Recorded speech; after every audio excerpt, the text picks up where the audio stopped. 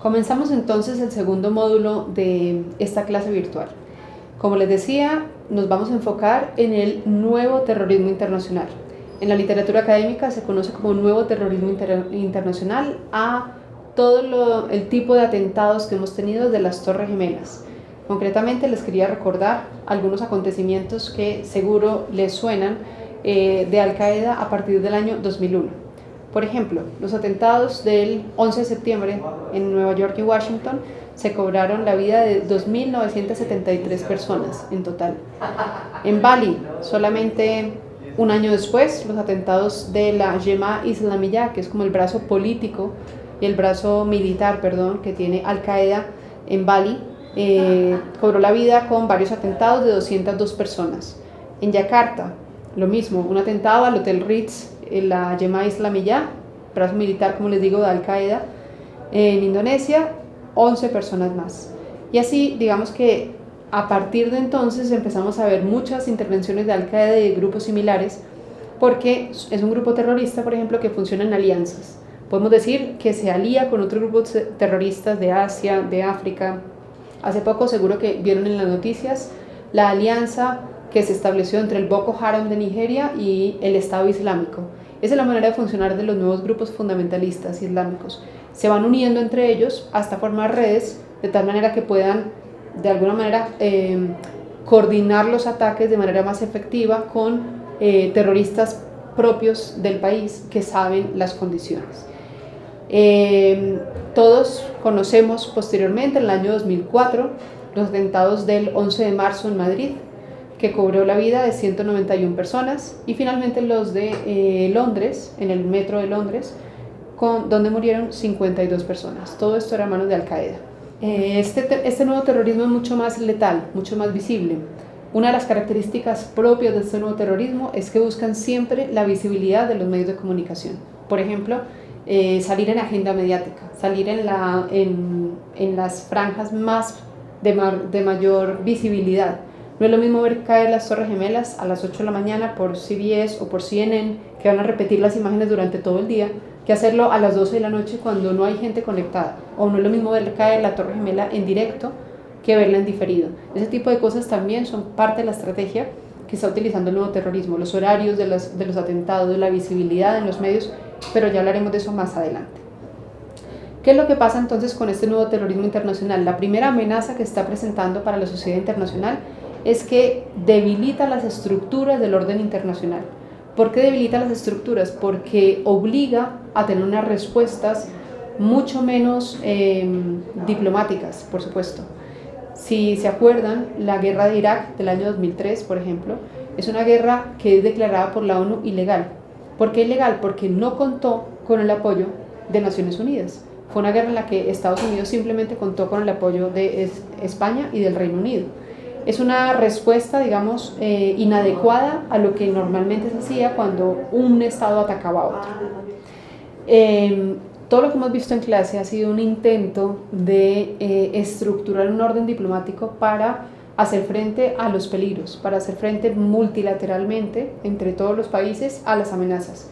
Y este nuevo terrorismo está debilitando justamente ese orden. ¿Por qué? Porque nos está obligando a unas respuestas inadecuadas. Bien, para entender entonces este nuevo terrorismo hay que tener en cuenta que surgen este tipo de grupos, pues por lo menos les voy a hablar de algunos factores que nos explican o causas que pueden explicar este surgimiento.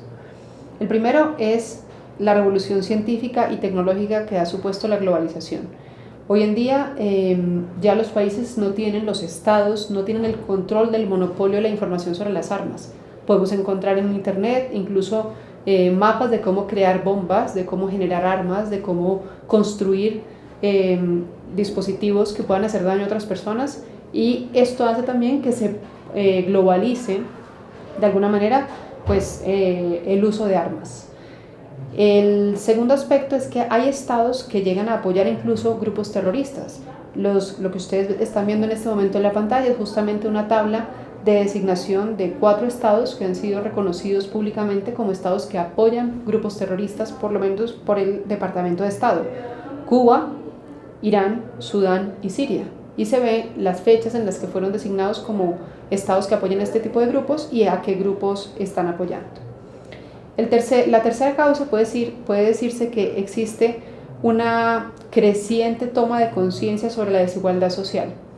Cada vez vemos más indignación mundial por los países ricos y los países pobres, por las diferentes, manifestaciones de la desigualdad mundial en términos económicos, sociales o políticos. Y eso ha hecho que se vuelva el fundamentalismo en los países más pobres, sobre todo el mundo árabe. Estamos retornando al fundamentalismo, ¿por qué? Ya lo veremos en la clase siguiente cuando veamos el mundo árabe.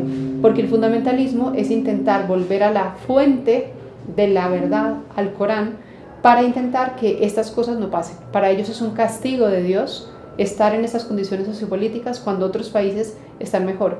¿Y por qué los castiga? Porque abandonaron el Corán, porque abandonaron la fuente, y por eso hay que retornar al fundamento.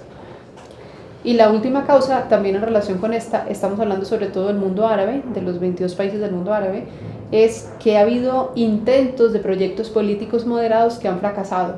Entonces son gobiernos que no son tan radicales, que no son tan fundamentalistas, sino que intentan ser más occidentales, pero donde se ha metido corrupción, donde se ha metido pues más desigualdades, y eso es lo que hace que muchas veces la propia población apoye los grupos fundamentalistas, que son como la salida contraria a este tipo de gobiernos. Luego de haber visto las causas, me voy a concentrar ahora en las características de este nuevo terrorismo, que es un terrorismo distinto a grupos como los que habíamos comentado en el módulo 1. O sea, ya no estamos hablando de grupos jerárquicos, por ejemplo.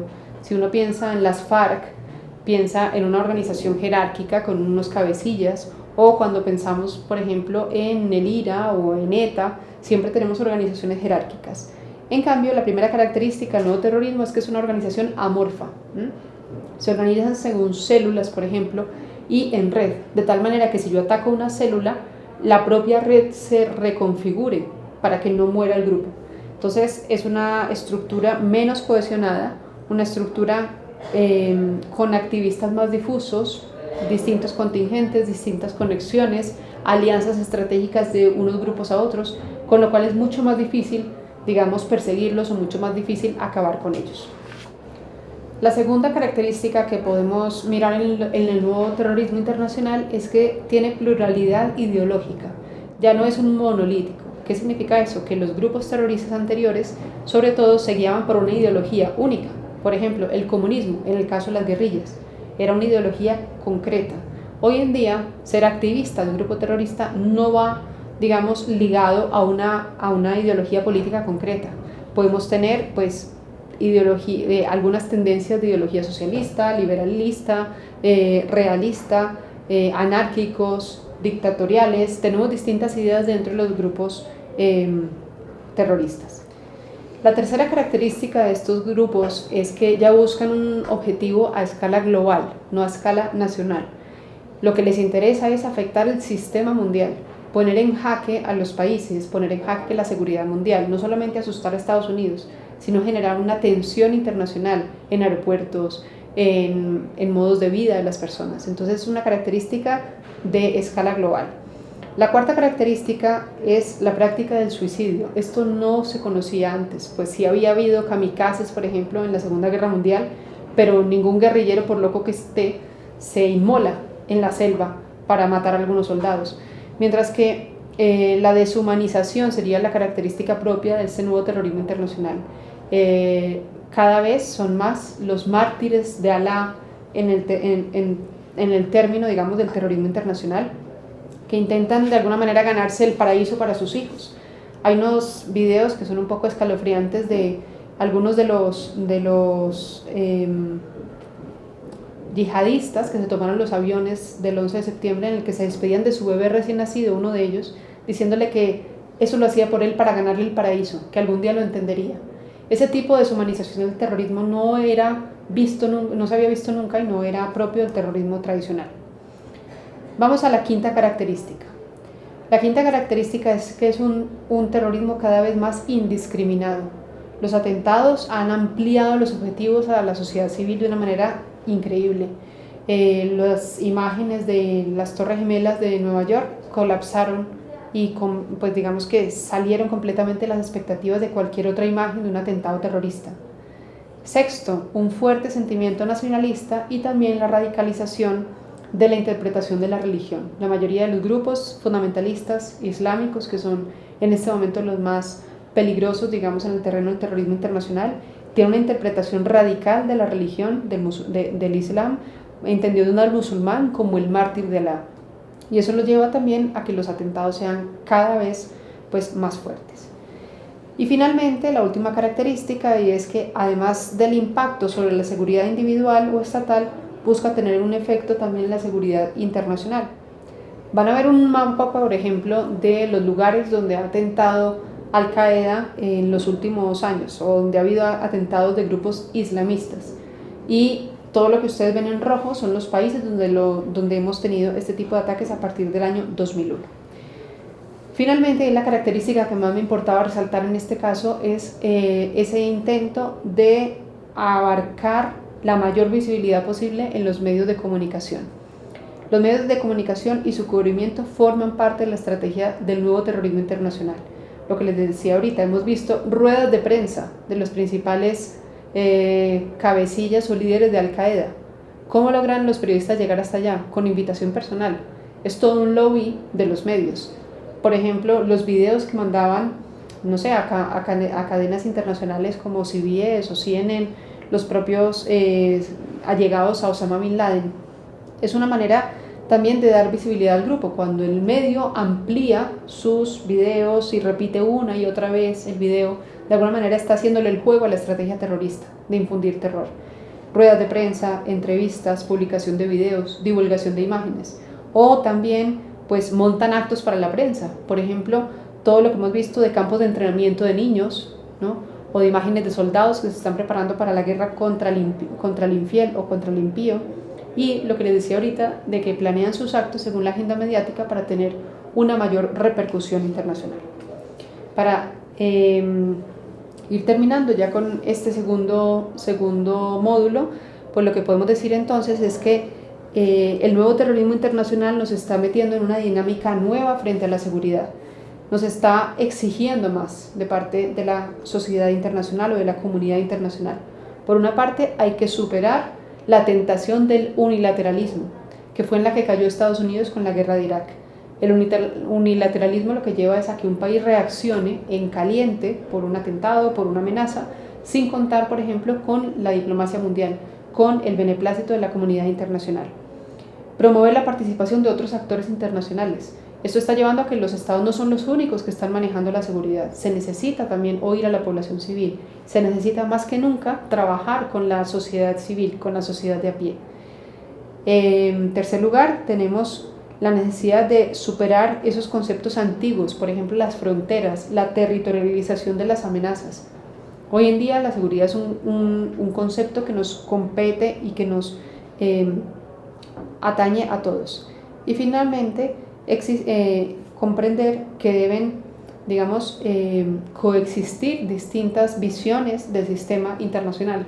¿Por qué? Porque mientras Occidente siga queriendo imponer a Oriente una visión del sistema internacional, vamos a tener siempre irrupción de ese tipo de amenazas. Muchas gracias a todos y mucha suerte.